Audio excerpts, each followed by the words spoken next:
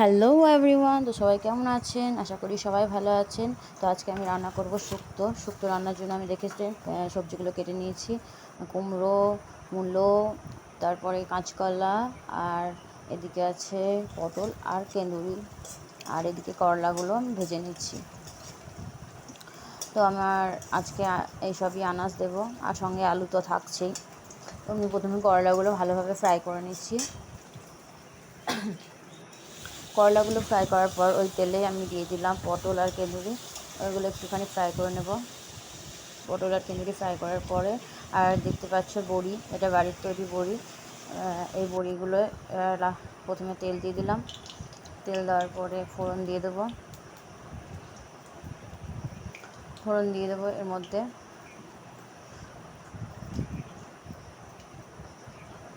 তেল গরম হয়ে গেছে, ফোড়ন দিয়ে দিলাম।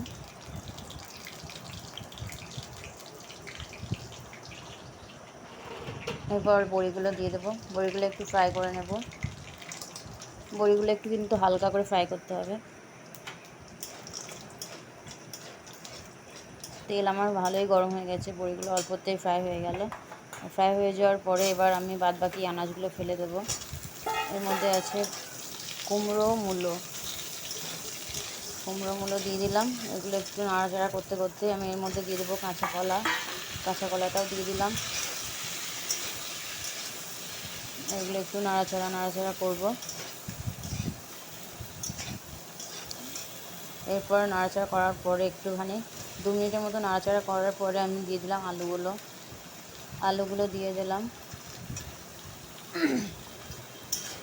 আলুগুলো এবার সব একসাথে এবার নেড়ে নেবো, সবজিগুলো একসাথে। আমি ততক্ষণে এদিকে আমি দু টুকরোর মতো আদা আমি বেটে নেব। এটা ততক্ষণে একটু হালকা আঁচে ফ্রাই করতে হবে, বেশি আঁচ দিলে আবার ধরা ধরা হয়ে যাবে। আমি হালকা আঁচে ফ্রাই করে নেব। আর 2 টুকরো আদা আমি বেটে নেব। আদা বাটা হয়ে গেল। আমি আদা বাটার পরে আমি এখানে দিয়েছি সর্ষে পোস্ত, এটাও বেটে নেব। তো আদা বাটাটা আমি দিয়ে দিলাম। একটু ফ্রাই হয়ে গেল, সব সবজিগুলো একসাথে ফ্রাই করে নিলাম, দিয়ে তারপরে আদা বাটাটা দিয়ে দিলাম। সব একসাথে মিশিয়ে নেবো। এবার আদা বাটাটা দেওয়ার পরে 2 মিনিটের মতো এটা নাড়াচাড়া করব।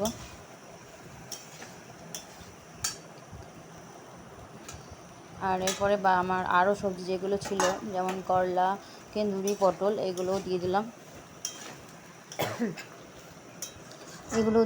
সব এবার একসাথে সব নাড়াচাড়া করব। তো শুক্তো খেতে কার ভালো লাগলে